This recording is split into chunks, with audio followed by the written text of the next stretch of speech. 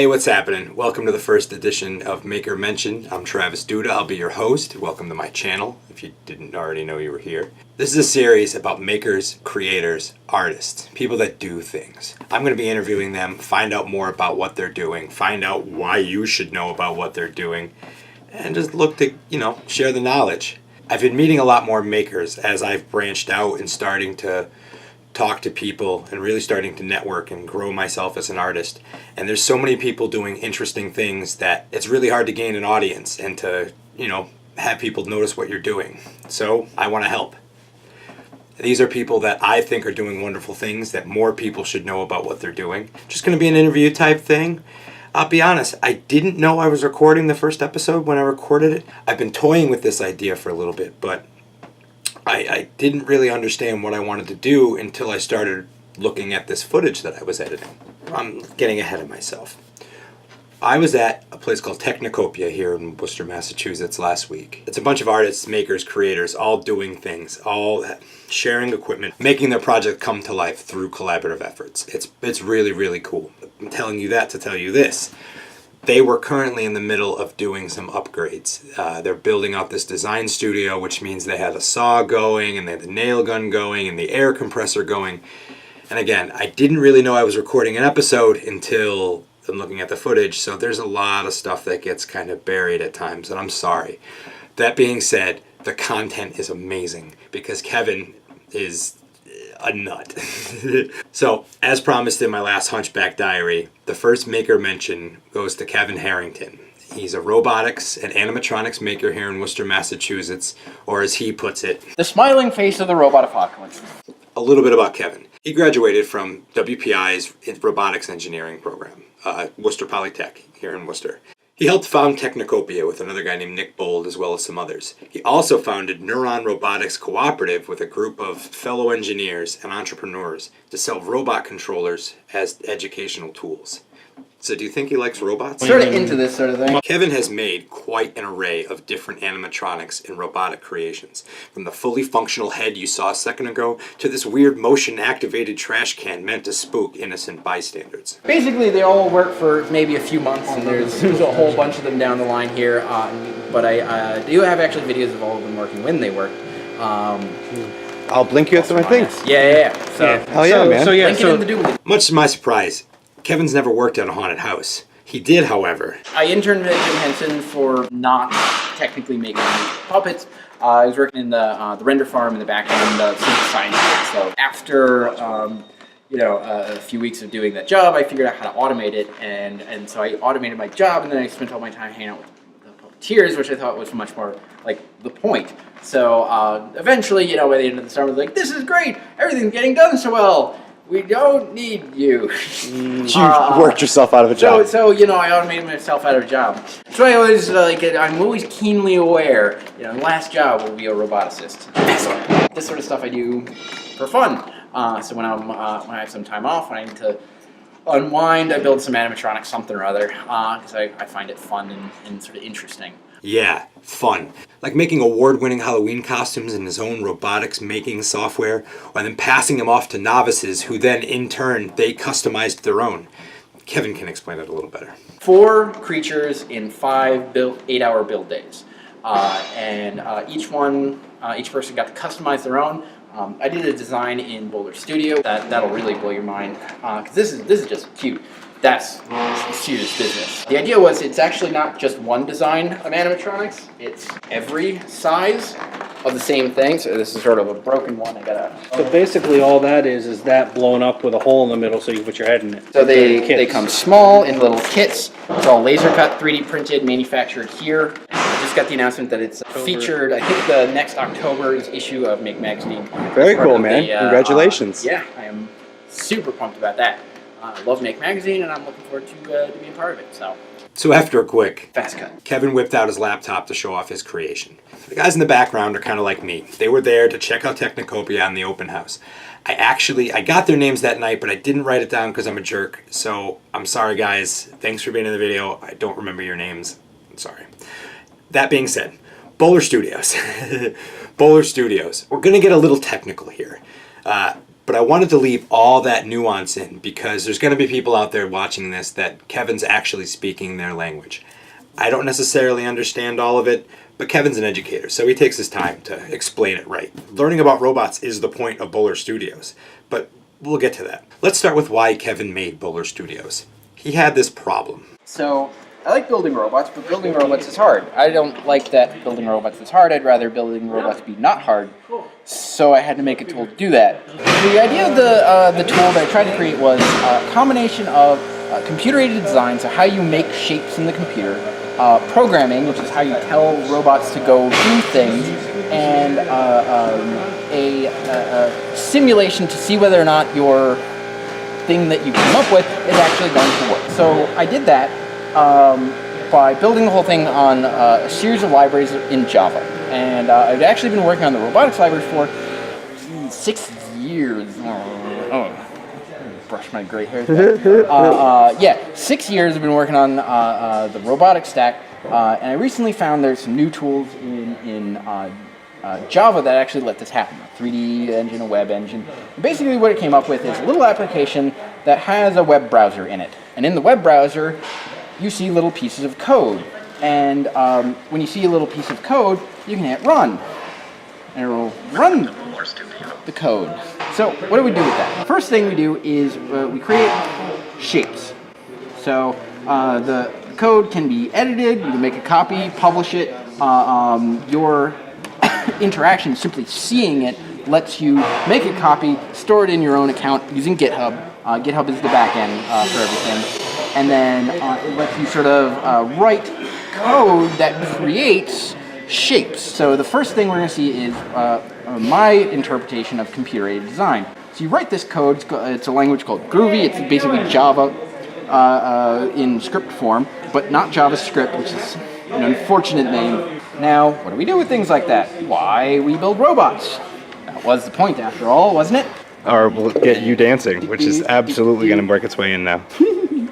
Now, what I'm going to have it do is not just create shapes, but create a whole robot. So the first thing it's going to do is this is alpha software, so this is all very new. Nobody's seen this before. This doesn't exist in anyone's understanding. Maybe 5, 10 people have ever used this in a real way, because it's brand new. So what I did was say, all right, why don't you just sort of generally describe what you want. I want a robot with wheels and legs and arms and this many legs and this many arms and this many such and such. And what it's going to do is take this sort of generalized description of a robot and generate everything. From the DH parameters of the links, it will generate links that implement that DH parameter. Or to put it another way, the gesture of I want a robot like this will use this tool to create itself. Once it's done creating itself, which is what it's doing right now on the screen, it is literally CADing itself. So if you do CAD for a job, congratulations, automated. Wow. And then it's going to take those sample parts from the first application, it's going to drop it on its head as an obstacle course, and it's going to have it walk through the obstacle course, just, because that one button I clicked a few minutes ago is doing literally all these things in a row. It just CADed those parts in front of you. So what does it look like? Oh, there goes the cube. And the servo. Oh, that's so cute. And now we're going to go in and I'm going to make that claim that I made before real. So I said it's generating itself live. Well, clearly then we can just change the configuration and get something different. Now, can't we? First things first, we're going to say, which leg are we looking at? So click on the leg. Oh, that's the leg. Good. Now we're going to look at the links. So start with this link, which is right at the base. And I want to redesign it to be longer and taller. It's going to be a big fat link. And really, really long. Yeah, just make it crazy long. Cool. And the only other sort of constraint I have to take into account is it really just does have to touch the ground. So I'm going to grab this link. And let's go right there, roughly touching the ground. All right, so I want a robot where the arm is like that long and that big and blah, blah, blah. I had the one design, I want to do the other design. Click, regenerate, link, link, and link. Of course, if you've ever designed robots before, you know the kinematics changed and the CAD changed. I gotta like change, if I wanna run this through the simulation, I gotta re-rig the simulation, attach everything to itself. But in this system, all it actually takes is clicking the physics button. And boom, now we've turned physics back on. And that simulation, that new robot that we just redesigned, not only has the kinematics to control the leg updated itself, but the simulation knows that all that's happened and is testing it for physics to see whether it's actually still working. What's really cool is that Kevin can adapt the software to apply to any model. This is how he did that Where the Wild Things Are head. So now, let's imagine you don't want a head this big of that shape.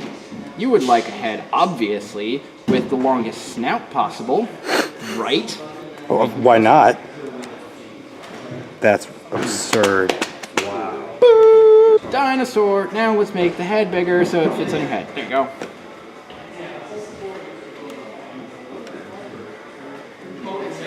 You designed the software? So That's I incredible. wrote the design software, but you also got to realize that in the way that like SolidWorks has a gear generator, a gear generator. Yeah, I have an animatronics generator.